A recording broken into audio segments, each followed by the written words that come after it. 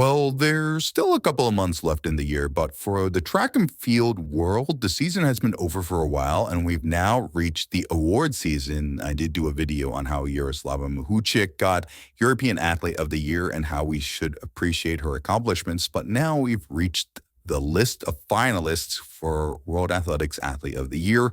And this is obviously a hard award to win, no matter how accomplished you are. World Athletics released their list of finalists recently, and we'll be going into those selected and also some names that people thought should have been kept on the ballot. You can cast your vote on the World Athletics site, by the way, and we'll start in the order listed with Women's Track Athlete of the Year. Now, like I said, there's always so much competition for an award like this, and I think World Athletics made an interesting decision going with two sprinters. Now, I think you gotta have Sydney McLaughlin-Levrone up there. The time she set in the 400-meter hurdles this year were simply astonishing. An insane world record in Paris, and she also broke her previous insane world record set 2022 Eugene by a bit at the U.S. Olympic trials. 50-67!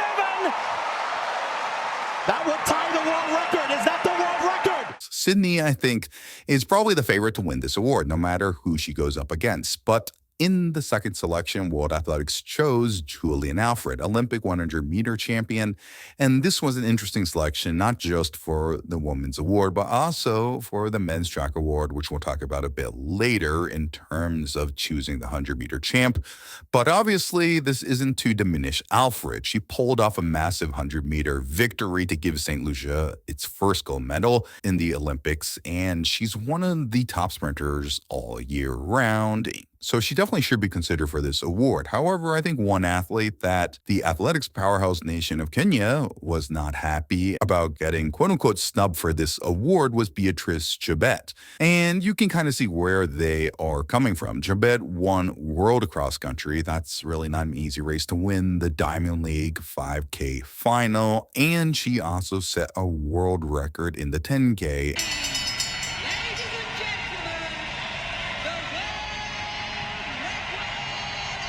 And to add to that, she won the 5K, 10K double gold medal in Paris.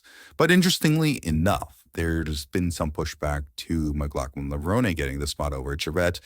And it's true, Sydney doesn't race a ton, but when she does, she shows up and it is absolutely extraordinary.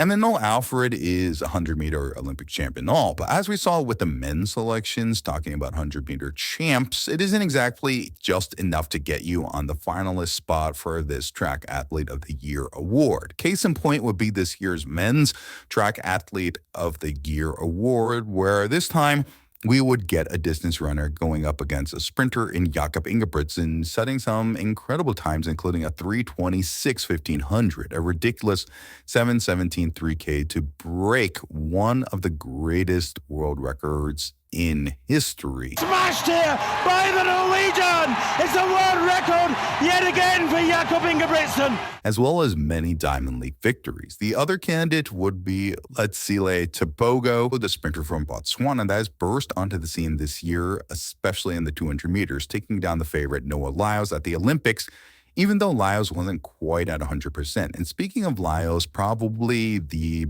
biggest character in track and field, he was left off the finalist list this year, and Lyles definitely had some argument for the spot, including a 9.81 at London Diamond League, as well as his best performance, taking gold in the 100 meters, coming back and taking down Kachane Thompson by the narrowest of margins in what was a thriller of a race, setting a new personal best and breaking 9.8 in the process.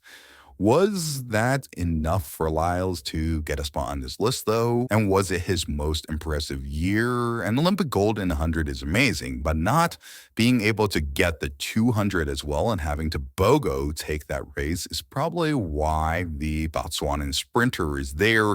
It's been the best year of Tebogo's career, I'd say, whereas for Lyles, you could argue he's had better years in the past, even if his 2024 campaign was pretty awesome. I definitely can't quite comment as much on the field athletes because I'm simply not as knowledgeable with the field side of track and field. I don't follow it quite as closely, but while I did a lengthy video on Mahuchik previously. 2:10. Have a guess what happens here. Yes, she gets it. Mahuchek clears 2 meters and 10. I do want to go more into Nathy Thiam, a Belgian athlete that I think deserves a whole lot of recognition for what she's done, especially over the course of her career. Thiam is a 3-time consecutive gold medalist in the heptathlon, a feat that is incredible. And the heptathlon is an event where you really do need to be the master of so many different disciplines.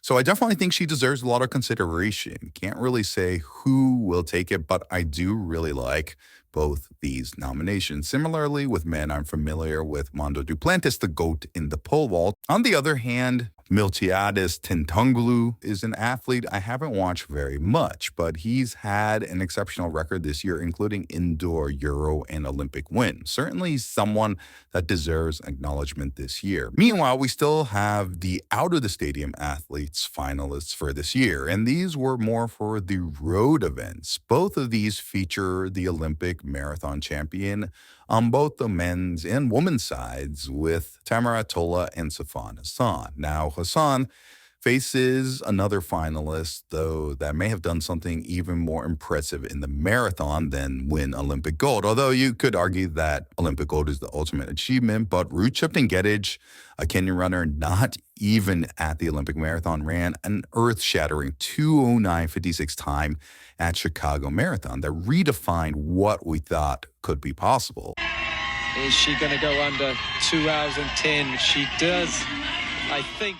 In this sport, it was a time so extraordinary it left a lot of doubters, something I covered in previous videos, but that was just how impressive the time was, and was definitely something to put her in contention for Athlete of the Year. Of course, that's not to say Hassan hasn't had an amazing season as well. Medaling in the 5K and 10K, as well as Olympic gold in the marathon, is something extraordinary, but in a different way. On the men's side, Olympic champ Tamara Tola takes on race walker Brian Pindato, 20-kilometer world champion over the race walk, which is a sport I don't personally follow too much and often gets a lot of criticism. However, that doesn't diminish the achievements of Pindato. And honestly, race walking, I think, is a sport that is a lot harder than people really give it credit for.